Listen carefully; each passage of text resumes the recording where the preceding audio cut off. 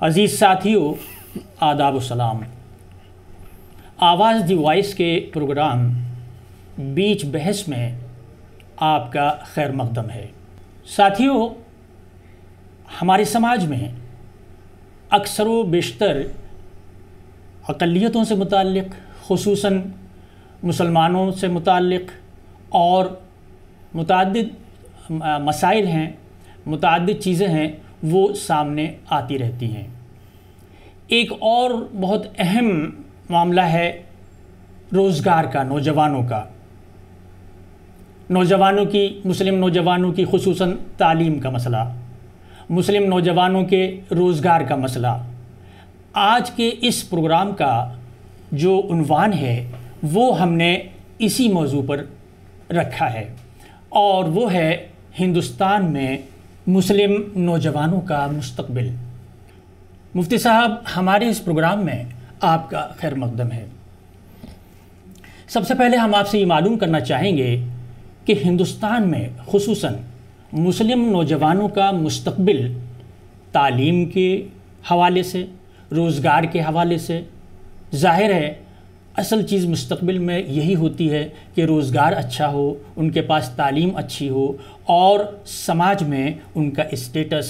اور ان کے حالات اچھے ہوں۔ میں آپ سے یہی معلوم کرنا چاہوں گا کہ اس سلسلے میں ہندوستان کا مسلم نوجوان کس سمت میں ہے؟ میں شکر گزار ہوں آپ کا کہ آپ نے مجھے یہ موقع فراہم کیا کہ میں آپ کے سامنے کھل کر کے ان تمام مسائل اور عناوین پر گفتگو کر سکوں جو آج کے مسلم نوجوان اور ہمارے معاشرے اور سماج کا معمہ ہے۔ تو جہاں تک بات ہے آج کے زمانے میں مسلم نوجوانوں کے تعلیمی حالات کے بارے میں، تو نتائج بہت حد تک پہلے کے مقابلے میں بہتر ہو رہے ہیں۔ وجہ یہ ہے کہ میں خود ایک ایسے سماج اور معاشرے سے اٹھ کر یہاں تک پہنچا ہوں جہاں غربت ہے، افلاس ہے، تعلیم سے دوری ہے، لیکن الحمدللہ رب العالمین اب ان علاقوں پر جب میں نظر کر رہا ہوں، انہیں دیکھ رہا ہوں، تو بہت سارے مثبت نتائج میرے سامنے ابھر کر آ رہے ہیں۔ بالخصوص ان خطوں کے اندر مسلمانوں کے ذہن و فکر میں یہ بات اچھی طرح رچ بس گئی ہے کہ جب تک ہم پڑھیں گے نہیں آگے بڑھیں گے نہیں، اس لیے ہمیں پڑھنا ضروری ہے۔ تو پہلے زمانے میں یہی تھا کہ ہمیں کمانا ہے، بچہ بالغ ہوا، باشعور ہوا، اسے مزدور ماں باپ اپنی جہالت کی بنیاد پر صرف سلائی کے حوالے کر دیتے تھے، جڑی کے حوالے کر دیتے تھے، اور بھی دیگر مروج اس زمانے کے پروفیشنل اور پیشہ وارانہ مزدوریوں کے حوالے کر دیتے تھے۔ لیکن آج کے زمانے میں مسلمانوں کے ذہن و فکر میں بڑی حد تک تبدیلی آئی ہے، اور یہ 2-3 دہائیوں کے اندر دیکھا جا رہا ہے کہ اکثر و بیشتر مسلم نوجوان بچے الحمدللہ پڑھ رہے ہیں اور آگے بڑھ رہے ہیں، کیونکہ انہوں نے یہ سمجھ لیا ہے کہ جب تک پڑھیں گے نہیں آگے بڑھیں گے نہیں۔ ظاہر سی بات ہے کہ جب تک ہمارے پاس ایجوکیشن نہیں ہوگی، جب تک ہمارے پاس تعلیم نہیں ہوگی، جب تک ہمارے پاس شکشا نہیں ہوگی، تو ہم اپنے معاشرے کو بہتر کیسے بنا سکتے ہیں؟ ہم اپنے حقوق کو پہچانیں گے کیسے؟ ہم ایک بہترین اور خوبصورت سماج کی تشکیل کیسے دیں گے؟ اور یہ تعلیم ہی وہ چیز ہوتی ہے جو انسان کے ذہن و فکر کے اندر ایک ترقی لاتی ہے۔ تو ان تعلیمی مواقع کی جہاں تک بات ہے تو الحمدللہ میں مثبت نتائج دیکھ رہا ہوں۔ بہار سے لے کر، بنگال سے لے کر کے، اتر پردیش کے مشرقی خطوں سے لے کر کے راجستھان کے ریگستان تک جب میں نظر کر رہا ہوں، چونکہ ان خطوں میں میرا آنا جانا ہوا ہے، تمام علاقوں کے اندر چاہے وہ عصری تعلیم ہو، چاہے وہ پروفیشنل تعلیم ہو، تمام تعلیم میں مسلمان اور مسلم نوجوان آگے بڑھتے ہوئے نظر آ رہے ہیں، اور انشاءاللہ العزیز یہ پرسنٹیج ہمیشہ بڑھتا جائے گا اور کسی بھی استر سے آزاد ہندوستان کے اندر کم ہونے والا نہیں ہے۔ ہم لوگ بات کر رہے ہیں مسلم نوجوانوں کا ہندوستان میں مستقبل۔ ظاہر ہے اسی چیز کو آگے بڑھاتے ہوئے میں آپ سے ایک سوال کروں گا کہ مسلم نوجوانوں کی ترقی میں یہ کہا جاتا ہے عام طور پر کہ نوجوان ہی کسی قوم کا مستقبل ہوتے ہیں، تو جہاں قوم کا مسئلہ ہے خالی نوجوانوں کا نہیں ہے، تو ہم اس کو اور زیادہ اہم سمجھنے لگے ہیں اور یہ ہمارے لیے اور زیادہ اہمیت کا حامل ہو جاتا ہے۔ تو میں آپ سے یہ معلوم کرنا چاہوں گا کہ جب بچہ ہوتا ہے، بچہ جوان ہوتا ہے، پھر وہ آگے تعلیم کے بعد روزگار میں جاتا ہے، ظاہر ہے آج کے دور میں یہ کہا جاتا ہے کہ تعلیم جو ہے وہ تعلیم کا جو معیار ہے وہی روزگار کے لیے، وہی ترقی کے لیے آگے بڑھاتی ہے۔ تو میں آپ سے یہ واضح کرنا چاہوں گا، یہ سمجھنا چاہوں گا کہ اس سے یعنی نوجوانوں کی ترقی میں، نوجوانوں کو اپنا مستقبل بنانے میں ان کے والدین، سماج اور مذہبی سیاسی لیڈرشپ کی ذمہ داری کہاں تک ہے؟ آپ اس پر روشنی ڈالیں تو۔ آپ نے بہت ہی شاندار سوال کیا ہے، تو میں تمہید کے طور پر دو چند کلمات آپ کے گوشے گزار کرنا مناسب سمجھوں گا۔ میں نے ایک کتاب پڑھی تھی ڈاکٹر افضل حسین ایم اے کی، فن تعلیم و تربیت۔ اس میں انہوں نے کہا تھا کہ ایک انسان کی زندگی پر 5 عوامل کا زبردست اثر پڑتا ہے۔ 5 چیزیں وہ ہیں جو ایک انسان کی زندگی پر اور اس کے حالات کے اوپر زبردست مؤثر ہوتی ہیں۔ وہ 5 چیزیں کیا ہیں؟ گھر، ماحول، معاشرہ، مدرسہ اور مملکت، اسکول۔ جب تک یہ 5 چیزیں ہمیں اچھی نہیں ملیں گی اس وقت تک ایک انسان بہترین طریقے سے ڈیولپ نہیں ہو سکتا ہے، چاہے وہ کسی بھی اعتبار سے اس کی ترقی ہو۔ اگر گھر کا ماحول، اسکول کا ماحول، خود ہمارا قرب و جوار کا انوائرمنٹ اور ہمارا معاشرہ اور ہماری مملکت جب تک ہمیں سپورٹ نہیں کرے گی اس وقت تک کوئی بھی بچہ آگے بڑھ نہیں سکتا ہے۔ آپ نے پڑھا ہوگا کہ ہمیں یہ کہا جاتا ہے کہ ماں کی گود ہماری پہلی تعلیم گاہ ہوتی ہے۔ وجہ یہ ہے کہ ماں ہمیں لفظوں کا گیان دیتی ہے،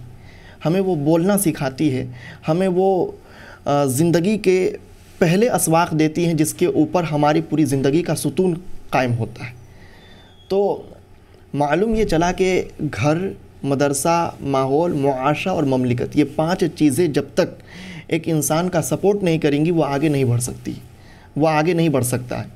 اب گھر جو ہے، گھر میں ہمارے ماں باپ آ جاتے ہیں، ہمارے ذمہ داران آ جاتے ہیں، ہمارے گارجین آ جاتے ہیں، ہمارے بڑے آ جاتے ہیں۔ جب تک وہ ہمیں آمادہ نہیں کریں گے، ہمیں برانگیختہ نہیں کریں گے کہ ہاں بیٹا تمہیں پڑھنا ہے، تمہیں اپنی زندگی کو برائٹنیس کرنا ہے، اپنی زندگی کو روشن کرنا ہے، تابناک کرنا ہے، اس وقت تک جب تک ہمیں اپنے گھر سے ایک سپورٹ نہیں ملتا ہے تب تک ہم ذہنی اور فکری طور پر اس ترقی تک نہیں پہنچ پاتے جہاں تک پہنچنے کا ہمارا ایک نظریہ بنا ہوا ہوتا ہے۔ اسی طرح سے ہمیں جہاں پڑھنا ہے وہاں پڑھانے والے اساتذہ بھی ایسے ہونے چاہیے جو اساتذہ کے ہماری تعلیمی ترقی پر مکمل طور پر کوشاں ہوں، وہ ہمیں پڑھائیں تو مکمل ذمہ داری کے ساتھ پڑھائیں۔ یہ نہیں کہ وہ صرف ڈیوٹی دینے چلے آ رہے ہیں اور ڈیوٹی دے کر کے وہ سمجھتے ہیں کہ ہم نے سب کچھ ادا کر دیا، بلکہ وہ تعلیم کو اپنا ڈیوٹی نہ سمجھے بلکہ اپنی خدمت سمجھے کہ مجھے ان کو تیار کر کے اپنے وطن کے حوالے کرنا ہے، اپنے دیش کے حوالے کرنا ہے، اور جس دیش کے اندر ہمارے یہ بچے جب تک اچھی تعلیم یافتہ نہیں ہوں گے ہمارا دیش ترقی پذیر نہیں ہو سکتا ہے۔ تو میں یہ سمجھتا ہوں کہ بلا شبہ انسان کی ایک بہترین تربیت میں، ایک بہترین طاقت و پرداخت میں اور اس کی تعلیمی صلاحیت کے ارتقاء میں والدین، معاشرہ اور سماج کا زبردست دخل ہوتا ہے، اور ساتھ ہی میں جس مملکت میں، جس ملک میں ہم رہ رہے ہوتے ہیں اور جس حکومت کے ماتحت ہوتے ہیں، اس حکومت کی ذمہ داری بنتی ہے کہ وہ ایسے مواقع فراہم کرے کہ افلاس کے نیچے زندگی گزار رہے لوگوں کو ان کی اولادوں کو آگے بڑھانے کے مواقع ملے۔ اور الحمدللہ میں آج کے اس ڈیجیٹل انڈیا کے اندر دیکھ رہا ہوں کہ الحمدللہ بے شمار ایسے مواقع دیے جا رہے ہیں کہ وہ لوگ جو تعلیم کا مطلب نہیں سمجھتے تھے، جنہیں ایجوکیشن کا بالکل گیان نہیں تھا، جو الف با تا سا بھی نہیں پڑھنا جانتے تھے، آج الحمدللہ وہ اپنے بچوں کو جو ہے پرائمری اسکولوں میں پڑھا رہے ہیں۔ ان کا مشن یہ ہو چکا ہے کہ آدھی روٹی کھائیں گے، بچوں کو پڑھائیں گے، اور الحمدللہ اس مشن کے تحت میں دیکھ رہا ہوں کہ ہمارا معاشرہ بڑی تیزی کے ساتھ میں ترقی پذیر ہوا ہے۔ مفتی صاحب، آپ نے جیسے بتایا یقیناً جو عوامل ہیں اور تعلیم ہے اور چیزیں ہیں وہی ان کا مستقبل بناتی ہیں، لیکن ان سب چیزوں کے باوجود ہندوستان میں مسلمانوں کی جو آبادی ہے اس آبادی کے مناسبت سے، اس آبادی کے فیصد کے برابر ابھی نمائندگی مسلمانوں کی ملک کے حالات میں یا ملک کی حصہ داری میں وہ نمائندگی نہیں ہے۔ اور اس کے لیے یہ کہا جاتا ہے کہ اگر دیکھیے حکومت تو مدد کرتی ہی ہے، لیکن سوال یہ پہلے آپ آگے تو نکل کے آئیں۔ پچھلے دنوں تمام رپورٹس آئیں، اس میں ڈراپ آؤٹ بہت زیادہ ہے مسلمانوں کا، مسلم بچوں کا ہائر ایجوکیشن میں نہیں جا پاتے ہیں، جبکہ تعلیم، جیسے آپ ابھی خود فرما رہے تھے کہ تعلیم جو ہے وہ ہی آگے بڑھنے کا ایک ذریعہ ہے، ایک زینہ ہے۔ تو کیا میں یہ آپ سے پوچھوں کہ اس میں کمی کہاں پر ہے؟ کیا مطلب اس میں ان کی وہ بیداری نہیں حاصل کر پاتے ہیں سماج سے، یا سماج میں جو ان کے ذمہ دار ہیں، جو ان کو آگے بڑھانا چاہیے جنہیں، وہ ان تک پہنچ نہیں پاتے ہیں، یا یہ ہمارے نوجوان جو ہیں تعلیم یافتہ ہوں یا پرائمری تعلیم کے بعد بیسک تعلیم کے بعد آگے جائیں، وہ آگے جا نہیں پاتے ہیں، یا بیداری کی کمی ہے؟ یہ کہاں اس کو ٹھہرنا چاہیے؟ اگر آپ نظر و فکر کریں ہمارے ہندوستان کے 30 سال قبل کے حالات پر، تو بلا شبہ اس وقت شرح تناسب بہت نچلے استر پر تھا کہ ہائر ایجوکیشن تک پہنچنے والے 2 چند ہی لوگ ہوا کرتے تھے اس زمانے میں، اور وہ بھی اسی خاندان کے بچے وہاں تک پہنچتے تھے جو خاندان پہلے سے ہی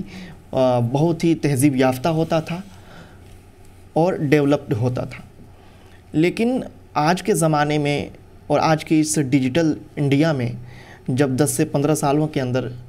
لوگوں کے ذہن و فکر بہت ہی زیادہ کھلے ہیں اور وہ اوپن مائنڈڈ ہوئے ہیں، انہیں یہ سمجھ میں آئی ہے بات کہ صرف زندگی کمانے کا نام نہیں ہے اور کھانے کا نام نہیں ہے، صرف ہم اپنی ضرورتوں کو پورا کر لیں اور کسی طرح سے جو ہے اپنی زندگی گزار لیں، اسی کا نام ایک مہذب قوم نہیں ہے،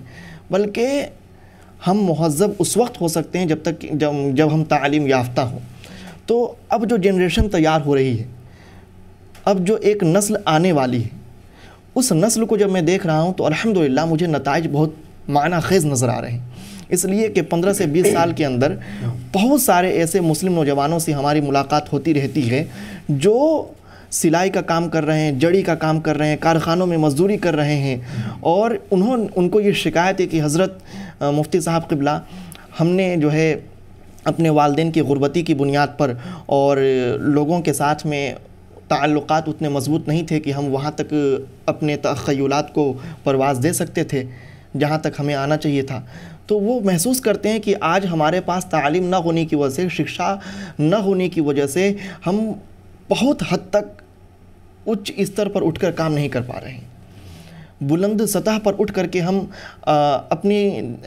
اپنے سماج کے لیے، اپنے معاشرے کے لیے، اپنے وطن کے لیے کام نہیں کر رہے ہیں۔ اگر ہم پڑھے لکھے ہوتے، ایجوکیٹڈ ہوتے تو ہم بہت کچھ کر گزرتے۔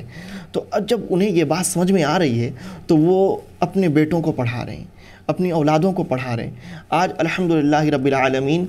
جہاں بھی مسلمانوں کی اکثریت آبادی ہے، اور مسلم کمیونٹی کے اندر جو بھی 2-4 پڑھے لکھے قدیم زمانے کے لوگ تھے، انہوں نے جو ہے اسکولز،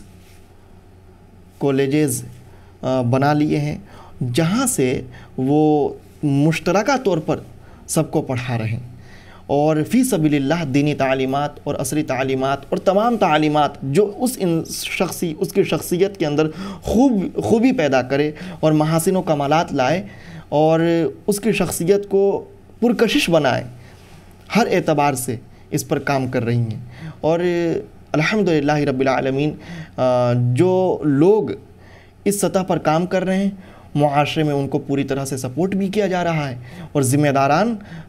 چاہے وہ ہمارے بزرگوں میں ہو یا جوانوں میں ہو، سب کے سب بڑھ چڑھ کر جو ہے اس سنستھا کو آگے بڑھا رہے ہیں اور ان لوگوں کا سپورٹ کر رہے ہیں۔ مفتی صاحب، کیا کوئی ایسی مثال یا اعداد و شمار آپ کے پاس کچھ ہیں؟ جیسے کہ یہ کہا جاتا ہے کہ مدارس کے بچے زیادہ تر جو ہے وہ مسجدوں میں یا تو مؤذن بن جاتے ہیں یا امام بن جاتے ہیں، یا اسی طرح کی دینی اداروں میں کہیں کام کرنا شروع کر دیتے ہیں۔ تو جیسے کہ ابھی آپ نے بڑی حوصلہ افزا بات بتائی کہ گزشتہ 15 سال میں جو کوششیں ہوئی ہیں اس کے نتائج آنا شروع ہو گئے ہیں، تو کیا ایسا ہے کہ بہت سے مسلم یہ جو مدارس کے بچے ہیں یہ یونیورسٹیز کی طرف رخ کر رہے ہیں اور MBA وغیرہ یا اعلیٰ تعلیم میں بھی جگہ پا رہے ہیں اور وہاں سے سماج میں اپنی صلاحیت کا مظاہرہ کر رہے ہیں؟ ایسا ہے کچھ؟ آپ نے بہت شاندار جو ہے سوال کیا ہے، اور میں اس کا کچھ تفصیلی اور تاریخی جواب دینے کی کوشش کروں گا۔ سب سے پہلے تو یہ کہ مدرسے کی ایجوکیشن کا مطلب یہ نہیں تھا کسی بھی زمانے کے اندر کہ وہاں صرف دینی تعلیم یا مذہبی تعلیم یا قرآن اور احادیث ہی پڑھائی جائے، بلکہ مدارس کا معنی یہ تھا کہ وہاں پر جا کر کے ان کی شخصیت سازی ہو، تعمیری ذہن ہو، اور انہیں اپنے معاشرے کو مہذب بنانے کے لیے تیار کیا جائے۔ ایک ایسے افراد کو ہم قوم کے حوالے کریں جو اپنی زندگی کا طریقہ سمجھتی ہوں، زندگی گزارنے کا نظام ان کے پاس ہو، جو ہر اعتبار سے ذہنی، فکری، جسمانی اعتبار سے جو ہے ڈیولپڈ ہوں، ترقی پذیر ہوں۔ تو مدرسے کا معنی ہی یہ نہیں تھا کسی بھی زمانے میں کہ وہاں صرف جو ہے دینی تعلیم یا صرف مذہبی تعلیم دی جائے۔ اس کی نظیر ہمیں بغداد کے اندر مدرسہ نظامیہ ملتی ہے جو نظام الملک طوسی نے قائم کیا تھا سلجوق سلطنت کے اندر، جس مدرسے سے پڑھنے والے بہت بڑے بڑے کمیونسٹ بھی کیا نام سے وہ عمر خیام کا نام آپ نے شاید سنا ہوگا، وہ مدرسہ نظامیہ ہی کے پڑھے ہوئے تھے۔ بہت بڑے فزیشین اور فلسفی حضرت علامہ غزالی صاحب قبلہ اسی ادارے کے پڑھے ہوئے تھے، اور سینکڑوں کی تعداد میں اس زمانے کے بڑے بڑے سائنسداں اور حساب داں، جغرافیہ داں اور تاریخ داں حضرات جو ہے مدرسہ نظامیہ سے پڑھ کر فارغ ہوئے۔ اور غیر منقسم ہند کے اندر بھی جو مدارس آباد تھے، ان مدارس کے اندر بھی جو تعلیم دی جاتی تھی وہ تعلیم فقط محدود مذہب تک نہیں رکھی جاتی تھی، بلکہ اس کا دائرہ بہت ہی وسیع ہوتا تھا، اور اس کے اندر بچوں کو تمام علوم اور تمام طرح کی تعلیمات کی فراہمی کے انتظامات کیے جاتے تھے۔ لیکن یہ ہماری سمجھیے کہ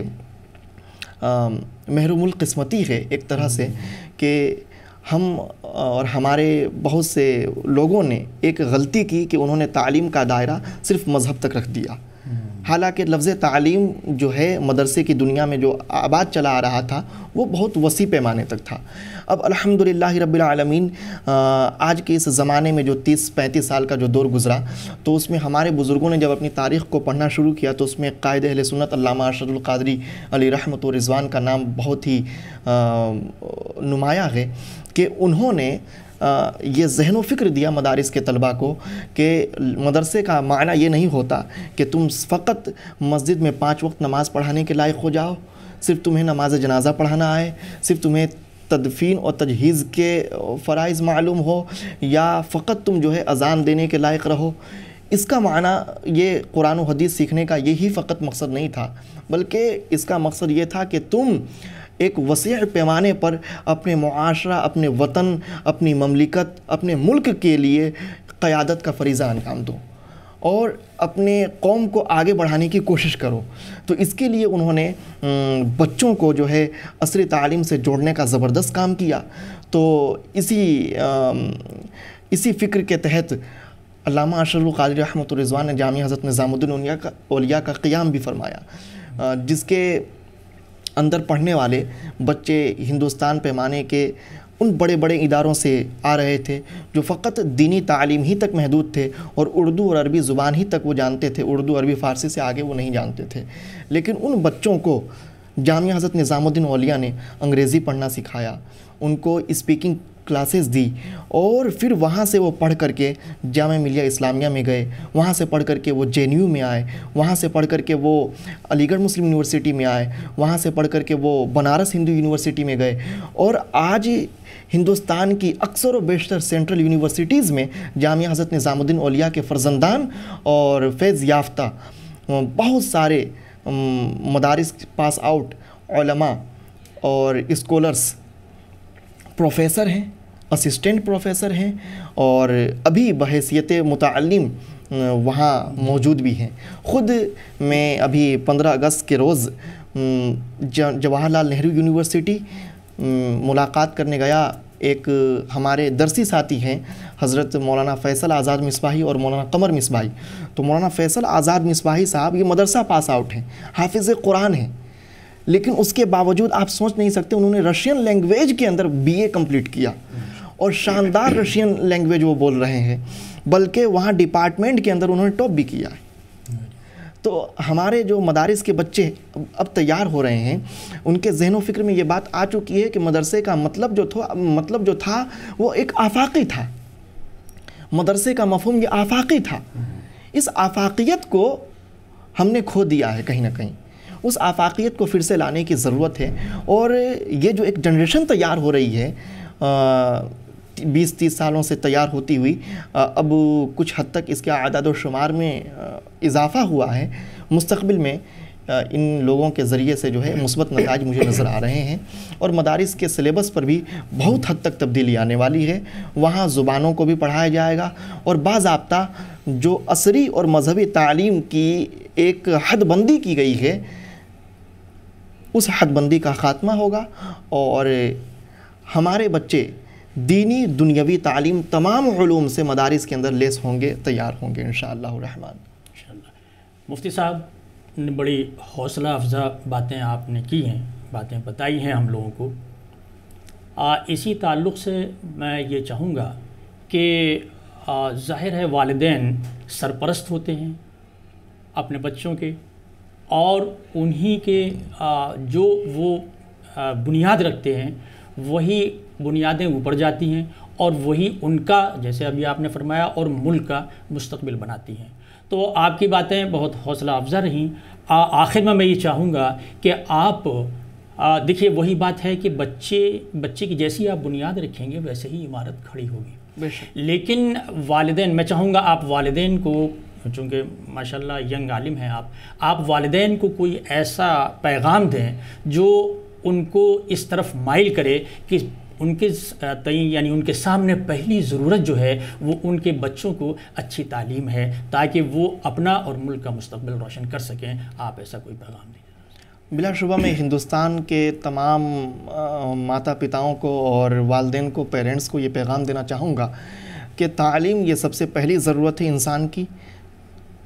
فقط ایک آدمی کھانے پینے کے لیے پیدا نہیں ہوا، پہننے اوڑھنے کے لیے پیدا نہیں ہوا، بلکہ ان تمام چیزوں پر سب سے خوبصورت لباس ہے تعلیم کا لباس۔ جب تک آپ یہ لباس اپنے بچوں کو نہیں دیں گے اور اس تعلیم کے لباس سے اپنے اولادوں کو ملبوس نہیں کریں گے، اس وقت تک آپ کی اولادیں خوبصورت اور مزین اور پرکشش نہیں ہو سکتی ہے۔ اگر چاہتے ہیں کہ آپ کے گھر میں بھی تہذیب کی بو آئے، تمدن کی بو آئے، فکری ارتقاء کی بو آئے، اور آپ چاہتے ہیں کہ آپ کی اولادیں مستقبل میں یہ سمجھے کہ میرے ماں باپ کا مقام کیا ہوتا ہے، میرے معاشرے کے اندر میری ذمہ داری کیا بنتی ہے، میں اپنے ماحول کو جو ہے کس طرح سے جو ہے بہت ہی خوبصورت بنا سکتا ہوں، اور ایک نظام قدرت اور نظام فطرت جو پوری دنیا میں چلا آ رہا ہے اس سے ہم کس طرح سے اپنی ذات کو ہم آہنگ کر کے رکھ سکتے ہیں، اور کس طرح سے ایک انسانیت کا توازن اور اعتدال پوری دنیا میں برقرار رکھ سکتے ہیں۔ تو اس کے لیے ضروری ہے کہ ہم اپنی اولادوں کو، اپنی نسلوں کو تعلیم یافتہ بنائیں، کیونکہ جو قوم تعلیم یافتہ نہیں ہوتی ہے وہ سب کچھ ہوتی ہے، مہذب نہیں ہوتی ہے۔ اور اقبال نے بہت ہی خوب کہا تھا کہ قوموں کی حیات ان کے تخیل پہ ہے موقوف۔ تو جب تک ہماری خیالات میں پرواز نہیں ہوگا، جب تک ہم آپ کو تعلیم یافتہ نہیں بنائیں گے، اس وقت تک ہم فقط سسکیاں لیتے رہیں گے اور سانس لے رہے ہوں گے، مکمل حیات جاویدانی کے ساتھ میں نہیں رہیں گے اور ایک پرکشش زندگی کے ساتھ میں نہیں رہیں گے، اپنی زندگی کا جمال چاہتے ہیں تو ہمیں لباس تعلیم سے اپنے آپ کو ملبوس کرنا پڑے گا۔ مفتی احسان رضا ہاشمی صاحب، آپ کا بہت بہت شکریہ، اور اس پروگرام میں آپ نے شرکت کی، ہمارے ناظرین کو اچھے اور روشن خیال مشورے دیے، اس کے لیے آپ کا ایک بار پھر شکریہ۔ میں بھی آپ کا بے انتہا شکر گزار ہوں کہ آپ نے مجھے یہ موقع فراہم کیا کہ میں اپنے سماج، اپنے معاشرے اور اپنی مملکت کے فرزندوں کے ساتھ جڑ کر اپنی کچھ باتیں ان سے شیئر کر سکوں، اور اس پر میں آپ کا بے حد ممنون و مشکور ہوں اور ادارے کا ممنون و مشکور ہوں۔ بہت بہت شکریہ۔